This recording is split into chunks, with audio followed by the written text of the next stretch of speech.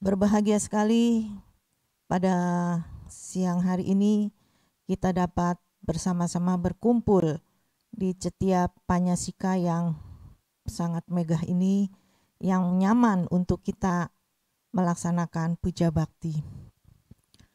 Bapak Ibu sekalian, pada saat-saat sekarang di mana masa-masa kita semua mengalami kesukaran, di mana masa pandemi yang belum habis-habisnya, di mana kita harus fokus, harus menjaga kesehatan diri kita agar kita dapat terhindar daripada mara bahaya.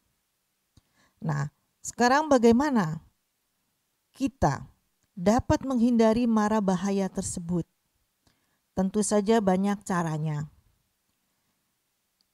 yaitu selain kita menjaga kesehatan, yang lebih utama adalah kita selalu berbagi di dalam kebaikan, berbagi di dalam kebajikan.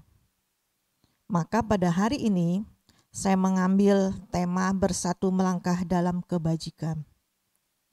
Kenapa harus melangkah dalam kebajikan? Karena dengan sering kalinya kita melaksanakan kebajikan, melaksanakan perbuatan-perbuatan baik, maka kita dapat terhindar daripada mara bahaya. Kita dapat mengatasi penderitaan-penderitaan yang kita alami. Di mana kalau kita merasakan hidup kita pada saat ini kurang baik, tetapi dengan sering kali kita melaksanakan perbuatan-perbuatan baik, kita melaksanakan kebajikan, maka secara perlahan-lahan dan lambat laun hidup kita yang tadinya tidak baik akan menjadi baik. Maka itu jangan lupa, kita harus tidak bosan-bosannya melaksanakan kebajikan ini. Ada 10 jalan untuk berbuat kebajikan, yaitu yang pertama adalah dana maya. Berbuat kebajikan dengan jalan berdana. Bagaimana caranya? Banyak sekali caranya. Ya. Nah, di dalam agama Buddha ada 4 cara untuk kita berbuat kebajikan. Ini adalah yang intinya. Di mana yang pertama adalah amisa dana, yaitu dana yang diberikan dalam bentuk materi. Bentuk materi yang bagaimana? Tentu saja seperti kita berdana dalam bentuk uang, dalam bentuk barang, ya, itu disebut dengan amisa dana. Ya, terima kasih.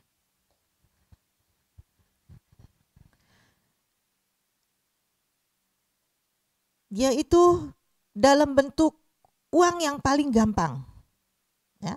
Dana ini dapat dilaksanakan di mana saja, kapan saja, dan kepada siapa saja. Kalau kita sering kali berdana dalam bentuk uang, maka kita akan memperoleh akibatnya, yaitu kita akan menjadi kaya. Materi kita, uang kita akan tercukupi dalam membiayai kehidupan kita sehari-hari. Makanya jangan bosan-bosannya ya para bapak ibu, para umat sekalian untuk melaksanakan dana maya ini. Yang kedua adalah atidana, yaitu dana yang dilakukan dalam bentuk, kita berdana dalam bentuk raga yang ada di dalam tubuh kita. Contohnya, kita berdana mata, jadi donatur mata. Kita berdana darah, ya, donor darah. Dana ginjal, dana-dana lainnya. Itu adalah atidana. Waduh Ramani, kalau saya berdana mata sekarang mah, nanti saya bagaimana ya mata saya? Tidak demikian. Mata didonorkan itu setelah kita meninggal dunia. Ya, Jadi nggak usah khawatir, ini sekarang matanya didonorkan, dicabut gitu, dikasih ke orang sekarang. Tidak seperti itu. Itu nanti ada waktunya. Ya, kalau mau jadi donor mata. Demikian juga untuk donor-donor yang lainnya. Itu nanti bisa bertanya dengan para dokter. Ya.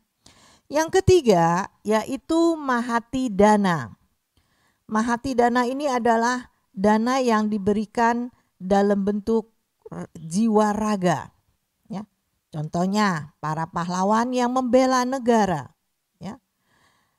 Ada orang yang menolong orang lain tetapi jiwanya sendiri dikorbankan. Itu masuk mahati dana. Yang keempat yaitu dharma dana. Dana yang diberikan dalam bentuk ceramah, nasihat, ya. Mungkin ada di dalam masyarakat, ya. Ibu-ibu rumah tangga menasehati anak yang nakal. Terus anak nakal tadi berubah menjadi anak yang baik. Itu sudah dhamma dana. Ya. Nah, itu adalah 4 hal mengenai dana. Dana mana yang paling besar pahalanya? Yang paling besar pahalanya adalah dhamma dana. Ya. Kenapa? Kalau dhamma dana itu merubah seseorang yang tidak baik atau kurang baik menjadi baik. Nah, ini prosesnya panjang, seumur hidup kalau dia sudah jadi baik.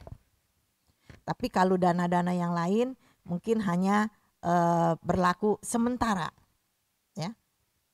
Sementara seperti kita berdana uang. Uangnya sudah habis ya sudah, kan seperti itu, ya. Terus yang kedua adalah sila maya, yaitu menjalankan sila. Diharapkan kita sebagai umat Buddha paling tidak melaksanakan Pancasila Buddhis. Tadi waktu kebaktian sudah dibaca itu parita Pancasilanya ya. Panatipata Weramani Sikapadang Samadhyami dan seterusnya. Ya. Sila yang pertama adalah berusaha untuk menghindari pembunuhan. Pembunuhan di sini bukan hanya membunuh saja, tapi juga termasuk dalam menyiksa. Ada jangkrik dijantur, ya. Terus ada binatang apa, kucing pamannya dimandiin. Nah, itu menyiksa. Itu tidak boleh. Ya. Akibat dari kita suka melakukan pembunuhan, melanggar sila pertama Pancasila Buddhis, kita akan sakit-sakitan, pendek umur, selalu kehilangan. Ya. Makanya kalau kita tidak mau mengalami akibat tadi seperti pendek umur, sakit-sakitan, kehilangan, jangan kita melanggar Pancasila Buddhis. Ya. Semua makhluk hidup ingin hidup. Semua makhluk hidup takut kalau dihukum. Ya. Apalagi kalau mengalami kematian. Yang kedua, dari Pancasila Buddhis yaitu menghindari pencurian, mengambil barang yang bukan menjadi miliknya. Itu harus tidak kita lakukan. Akibatnya adalah kita akan hidup miskin, selalu kehilangan, dan tidak tercapai cita-cita kita. Punya cita-cita apa tidak tercapai. Ya. Kenapa?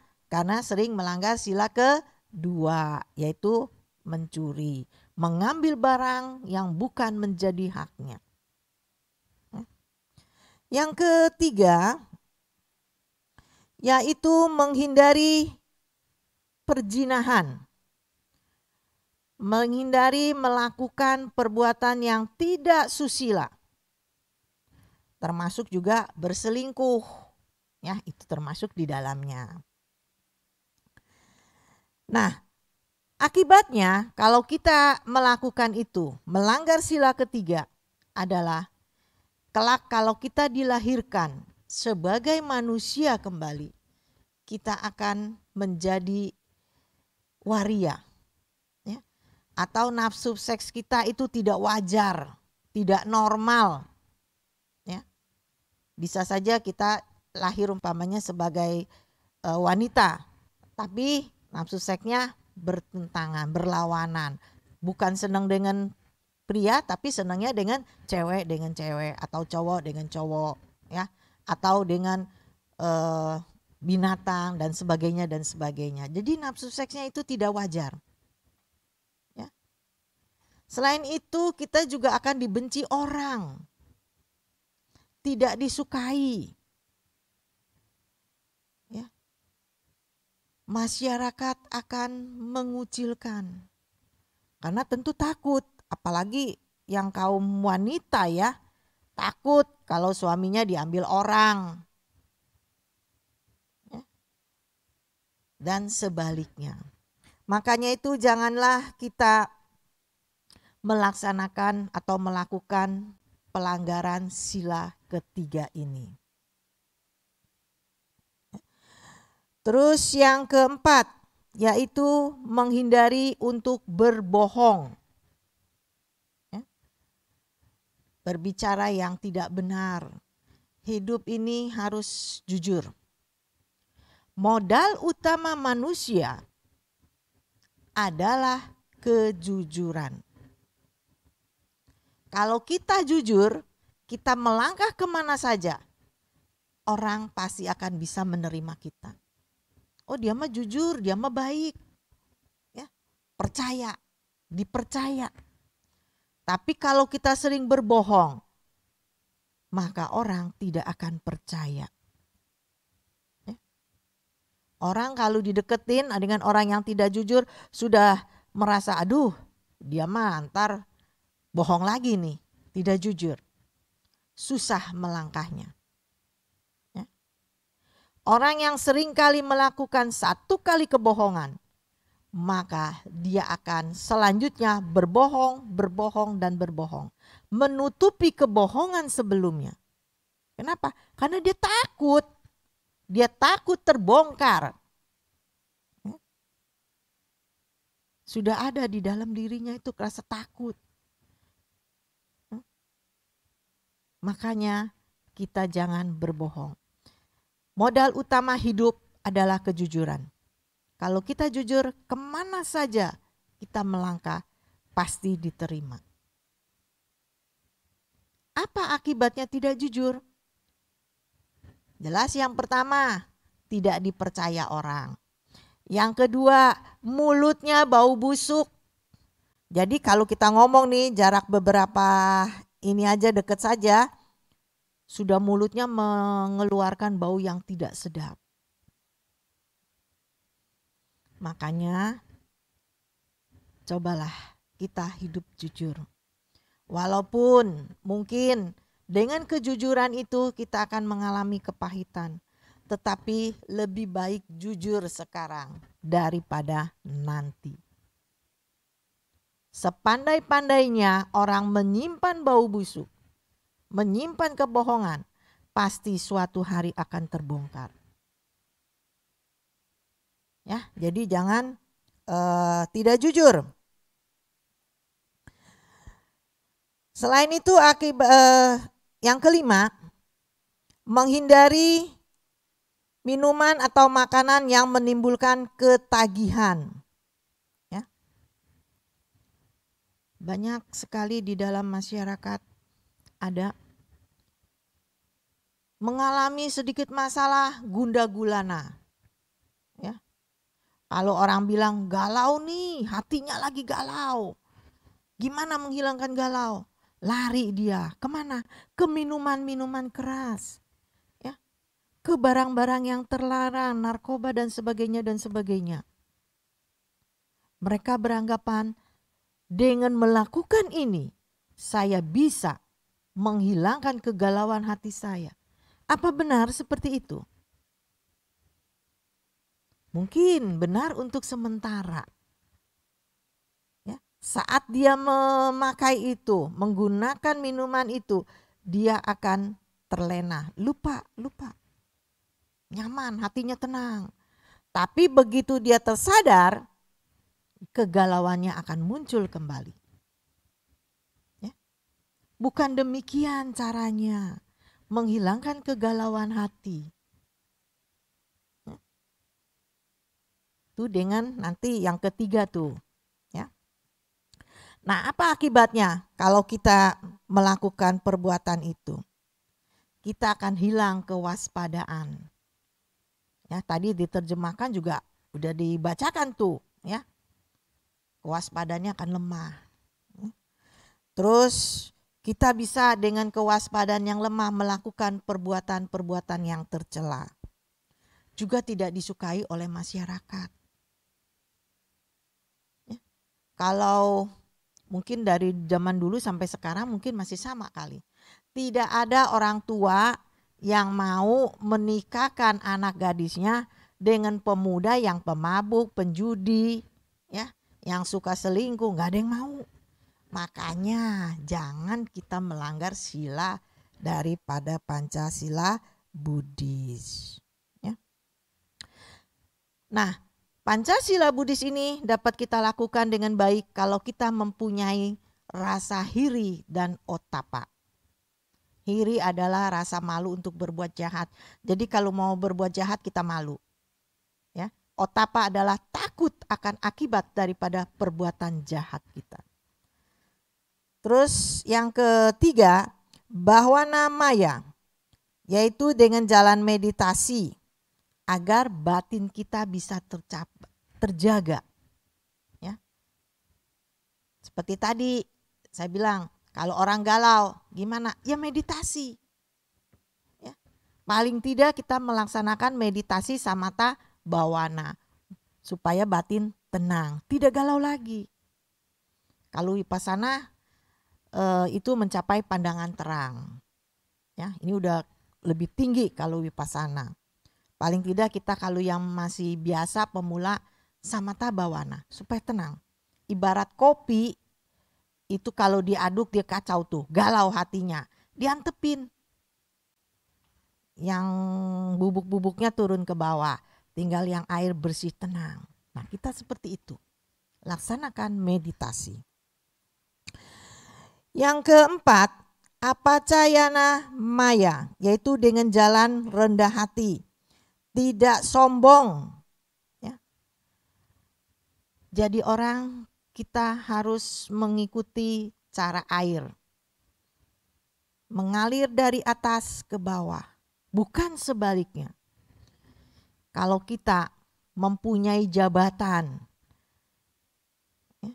mempunyai harta yang banyak, jangan sombong. Karena semua itu adalah titipan. Suatu ketika akan diambil kembali kalau kita tidak bisa membawanya. Itu banyak ya video-video itu di YouTube menceritakan orang yang sombong akhirnya bagaimana, ya. Kalau kita rajin itu bisa menonton itu. Jadi diharapkan kita tidak sombong. Walaupun kita kaya raya, walaupun kita cantik, walaupun kita pandai, jangan sombong. Ya. Ingat, ada langit, di atasnya masih ada langit lagi yang lebih tinggi. Ya. Kita tidak ada artinya apa-apa. Manusia tidak ada yang sempurna. Manusia pasti ada kekurangannya, satu dan yang lainnya. Jangan kita merasa, wah saya hebat nih, saya pinter, saya cantik, saya kaya. Tidak, di atas kita masih ada yang lebih baik lagi. Ya. Jadi jangan sombong ya. Yang kelima, heya waca maya, yaitu membantu orang lain. Nah di sini diharapkan kita selalu berusaha membantu orang lain. Membantu orang lain itu adalah berbuat kebajikan. Kalau kita jalan lihat ada orang tua mau menyeberang jalan, dia tidak bisa menyeberang sendiri, kita bantu, tulungin. Ya. Itu pahala. Membantu orang ini banyak. kita memberitahu alamat yang dicari oleh orang lain, itu sudah membantu. Ya. Kalau di Cetia bisa saja itu nanti bangku tempat ini yang buat meditasi nanti dibantu dibereskan, itu sudah membantu. Kalau kita ringan tangan, suka membantu orang, orang akan senang. Kemana kita berada, kita pasti akan disambut dengan baik. Yang keenam, patidana maya, yaitu membagikan sesuatu kepada orang lain. Nah, ini sejak zaman pandemi, saya perhatikan banyak sekali orang-orang yang melakukan perbuatan baik dengan membagikan sesuatu. Apa? Seperti sembako. Ya. Oh, dibagikan tuh sembako. Daerah mana yang kira-kira butuh? Nah, sini kumpul dana, bawa barangnya ke sana. Dibagikan. Ya. Itu ada rasa simpati. Dan saya melihat banyak sekali generasi muda sekarang ini sudah mulai ya, lebih aktif lagi. Dulu udah aktif, sekarang lebih aktif lagi. Ya. Melaksanakan sembako-sembako tadi. Ya. Bukan hanya dengan sembako saja. Apapun bisa dilakukan kalau kita mau membantu orang lain. Orang sakit, kita bawa pergi ke dokter. Itu sudah membantu. Orang tersasar jalan, kita bantu mencarikan jalan yang dituju. Itu sudah membantu. Ya. Senang saya ini kalau melihat generasi muda sekarang ini sudah turun tangan. Tinggal yang tuanya bagaimana? Yang tuanya mah tinggal mendukung dari belakang. Kamu butuh apa? Butuh ini, support. Nggak perlu yang tua-tua harus turun tangan, kan udah nggak kuat kalau ngangkat-ngangkat yang berat-berat. Ya, jadi yang generasi muda harus muncul, ya, harus melakukan itu semua. Yang ketujuh, patanumodana maya, yaitu merasa gembira melihat orang lain melakukan kebaikan. Jadi kalau kita melihat ada orang lain yang melakukan kebaikan, kita harus gembira. Jangan merasa sirik, merasa iri hati. Dia mah begini. Cerita ada tuh. Ya begono. Padahal dia sendiri tidak berbuat sesuatu. Harusnya kalau kita melihat orang lain berbuat baik, kita gembira. Waduh, hebat tuh. Ya. Anak-anak muda dan yang lain-lain sudah bisa berbuat kebajikan, senang. Malah kalau perlu dipanggil, sini, kamu butuh apa lagi? Support, senang. Ya. Jangan sirik, jangan dengki. Ya. Terus yang ke-8, Dhamma Savana Maya, yaitu belajar dan mendengarkan Dharma. Belajar dan mendengarkan Dhamma itu kapan sih? Setiap saat. Jangan kita bilang, saya mah mendengarkan dan belajar Dharma cuman pada hari Minggu aja, di Cetia aja, atau di wihara aja. Selebihnya, ya udah saya mah tidur aja kipas-kipas. Tidak. Ya. Itu harus dilakukan setiap saat. Di mana saja. Kita bisa belajar Dharma kepada siapa saja. Jangan lihat orang yang berbicara. Tapi lihatlah apa yang dibicarakan. Saring. Jangan diambil dia yang mentang-mentang yang berbicara mah si ini yang saya kagumi, udah dah pasti bener aja dah. Salah juga bener aja. Tidak begitu. Tapi harus disaring, lihat ucapan yang dikatakannya itu apa. Setelah kita saring, kita analisa, ini baik. Lakukan. Sekarang udah zaman canggih. Banyak itu kata-kata inspirasi di WA. Saya paling hobi tuh kalau melihat itu. Ada inspirasi kehidupan, ada kebajikan, ada yang lainnya. Kita baca itu. Setelah kita baca, kita renungkan, benar tidak ini? Ya. Kalau benar dan bagus, ikuti. Kalau tidak benar, tidak cocok untuk kita, jangan diikuti. Tapi kita jangan tersinggung. Kalau ada kata-kata inspirasi di WA atau di Facebook atau di mana, kita baca langsung dah hati begini. Ini mah kurang ajar nih mah, nyindir nih, nyindir siapa? Nyindir saya. Lah, kalau sampai merasa kita tersindir, berarti ada sesuatu yang salah di dalam diri kita. Mungkin kita melakukan itu. Jadi gak perlu marah. Kalau kita merasa tersindir, segera introspeksi. Introspeksi. Waduh, saya kok merasa tersindir dengan ucapan ini, dengan kata-kata ini. Wah, kalau begitu saya dulu pernah kali ya. Wah, ini gak baik. Kalau gitu harus kita perbaiki. Harus begitu. Jangan kita merasa tersindir terus marah dengan orang yang menulis, itu keliru. Karena siapa tahu orang yang menulis itu tulisannya bukan ditujukan untuk kita. Tapi karena kita pernah melakukan seperti itu, jadi ada nyantel, tersinggung, ya. Ini jangan. Ya. Terus yang ke 9, Dhamma Desana Maya, yaitu mengajarkan dharma. Aduh, yang ngajari dharma mah para pendeta aja dah, para biku aja dah. Ya, saya mah nggak bisa apa-apa. Jangan seperti itu. Ya. Mengajarkan dharma itu bisa siapa saja. Ibu rumah tangga bisa. Petugas-petugas lain juga bisa. Ya. Karena dharma itu sangat luas sekali.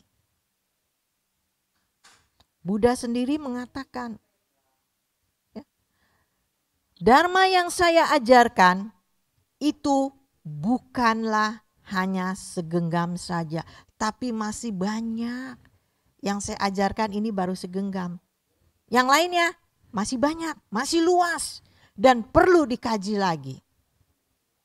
Ya. Seperti itu. Loh, kok ibu rumah tangga bisa sih mengajarkan dhamma? Bisa dia kalau nasihatin anaknya. Anaknya males. Dia bilang, jangan males-males ya nak. Bangun jangan siang-siang. Nanti kalau bangunnya siang apa? Rezekinya dipatok ayam. Itu kan berupa nasihat.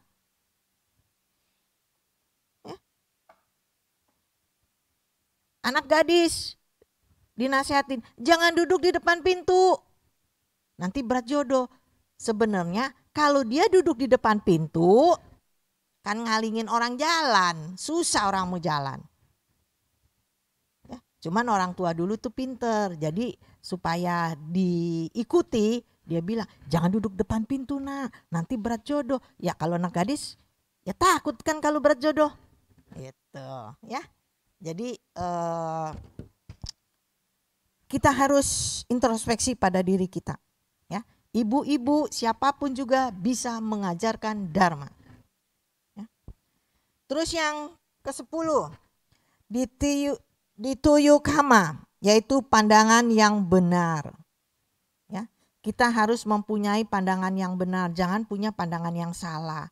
Kalau masih anak kecil masih wajar ya, masih kita bisa terima. Tapi kalau sudah dewasa, usahakan kita tidak mempunyai pandangan yang keliru, tapi mempunyai pandangan yang benar. Nah, pernah beberapa waktu yang lalu, itu ada ujian. Di dalam ujian itu ditanya begini, apakah berdana itu termasuk perbuatan baik atau jahat? Ini namanya anak kecil, anak SD kelas 3 kalau nggak salah. Dia jawab apa? Berdana itu tidak baik. Loh kenapa? Karena duit saya kurang. Jadi dia beranggapan kalau saya berdana, duit saya kurang tuh nggak bagus. Ya, dijawab seperti itu. Lah kalau anak kecil sih masih maklum ya, baru kelas 3 SD kan belum mengerti. Tapi setelah dijelaskan oleh gurunya, dia mengerti bahwa berdana termasuk perbuatan baik. Lain halnya kalau yang sudah dewasa, kalau masih menjawab berdana itu tidak baik, berarti dia belum mengenal dharma. Harus belajar kembali. Ya. Nah, sebagai umat Buddha, kita harus mempraktekkan dharma dalam kehidupan kita sehari-hari. Paling tidak minimum itu yang 10. Ya, 10 itu kalau dijabarkan, dikembangkan lagi, itu banyak. Ya. Agama itu bukan dihafal. Agama itu bukan untuk diperdebatkan. Agama itu adalah untuk dipraktekkan di dalam kehidupan kita sehari-hari. Kalau seseorang menghafal kitab suci yang sebegini, ini hari saya bawa kitab suci segini tebelnya nih. Saya suruh ngafalin ini semua nggak sanggup. Bisa rambut saya ubanan, lalu nanti jadi botak. Jadi dibaca, disaring apa? Ya, baru kita tentukan.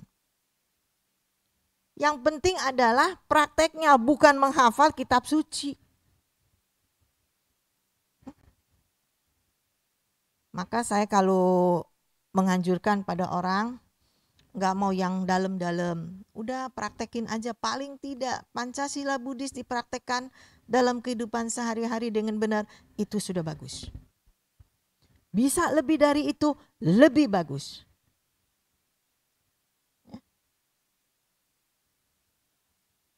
Buddha sendiri dalam inti ajarannya mengatakan, janganlah berbuat jahat, banyaklah berbuat kebajikan, sucikan hati dan pikiran. Ini dalam kitab suci Dhammapada pasalnya, kalau tidak pasal 83 atau 183 lah itu. Saya lupa pasalnya. Tapi saya ingat di dalam kitab suci Dhammapada. Dikatakan seperti itu sebagai intisari. Ya udahlah, kita daripada menghafalin segini satu aja juga susah ini. Ini sudah merangkum semua ajaran Buddha di sini. Kita udah ikutin aja intisarinya. Jangan berbuat jahat, udah jangan berbuat jahat sama orang. Kita banyak berbuat baik, banyak cohosim sama orang, menolong orang. Hilangkan rasa tidak baik dalam hati dengan cara mensucikan hati dan pikiran kita. Bermeditasi. Itu. Nah, kalau kita sudah seringkali berbuat baik, kebaikan yang kita lakukan ini tidak akan pernah hilang, walaupun kita sudah tiada. Karena kebaikan ini akan terus membawa dalam diri kita. Lain halnya kalau harta habis, tapi kalau kebajikan tidak. Itulah nanti yang akan membawa kebahagiaan di dalam hidup kita. Mari Bapak Ibu sekalian, para umat Buddha, kita bersama-sama melangkah di dalam kebajikan. Terus-menerus melakukan kebajikan. Itulah yang dapat menolong kehidupan kita. Tidak usah cari yang jauh-jauh. Berbuat baik tuh bisa dalam keluarga. Kepada siapa? Kepada orang tua. itu nomor satu. Orang tua adalah wakil Tuhan. Wakil Tuhan di dunia. Tanpa orang tua kita tidak ada. Ya. Kepada orang-orang yang lebih tua, kepada anggota sangga, kepada tempat ibadah, kita bisa melakukan kebajikan-kebajikan. Ya. Kepada para pandita, kepada guru-guru agama, orang-orang yang melaksanakan sila. Di situ kita bisa melaksanakan kebajikan. Kapan mulai melakukan kebajikan? Setiap saat. Setiap waktu. Coba mulai dari sekarang nih, Bapak Ibu, bangun tidur, ambil kertas, ambil pulpen, tulis. Bangun tidur biasanya jam berapa? Bervariasi ya, ada yang jam 3, ada yang jam 4, ada yang jam 5. Umpama kita ambil contoh, jam 5 pagi. Kita bangun jam 5 pagi, ambil pulpen, ambil kertas, kita tulis. Apa yang kita lakukan? Kalau kita ngomel, tulis. Pagi-pagi saya ngomel. Ngomel sama siapa? Sama suami atau sama anak? Kenapa? Ya, tulis. Kalau sama anak, anak susah dibangunin. Ya. Suruh sekolah, males, ngomel. Tulis. Ntar jam berapa lagi? Tulis. Jam 7 saya berdana pada siapa? Tulis. Sampai nanti kita mau tidur lagi. Sudah kita mau tidur, kita baca tuh. Kita rekap. Oh, hari ini saya berbuat tidak baiknya berapa ya? Umpamanya 12 kali. Ya entah ngomel, entah apa dah segala macem. Nah, itu yang tidak baik. Yang baiknya berapa kali? Hitung, tulis. Oh, saya hari ini berbuat baik cuman 8. Berarti apa? Masih banyak perbuatan yang tidak baik yang saya lakukan. Nah, dari situ kita bisa introspeksi. Nanti besok nih saya harus kurangin nih yang tidak baiknya. Besok catat lagi, tulis lagi. Malam introspeksi, bertambah atau berkurang. Ini adalah cara yang singkat. Ya. Sampai nanti pada suatu ketika kita bisa mengurangi perbuatan tidak baik kita. Sampai akhirnya kita punya perbuatan baik lebih banyak daripada perbuatan tidak baiknya. Nah, kalau sudah seperti ini, berarti kita sudah memperoleh kemajuan hidup. Yakin Bapak Ibu, kalau kita sering banyak berbuat baik, maka kebahagiaan akan datang pada diri kita. Tapi kalau kita melakukan perbuatan yang tidak baik, maka penderitaan yang akan kita alami.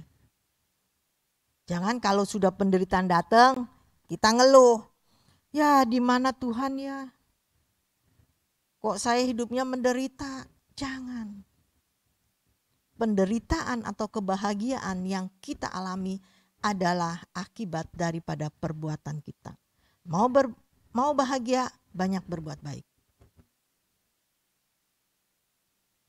Kalau kita mengalami penderitaan, ya sudah, kita berusaha memperbaiki diri lagi sampai kebahagiaan itu datang kepada diri kita. Nah, itulah Bapak Ibu sekalian yang bisa saya berikan pada hari ini. Semoga kiranya kita semua bersama-sama bisa terus-menerus melakukan kebajikan, melakukan kebaikan agar hidup kita bahagia. Semoga semua makhluk hidup dalam cinta kasih, tenang, tentram, dan bahagia. Sadu.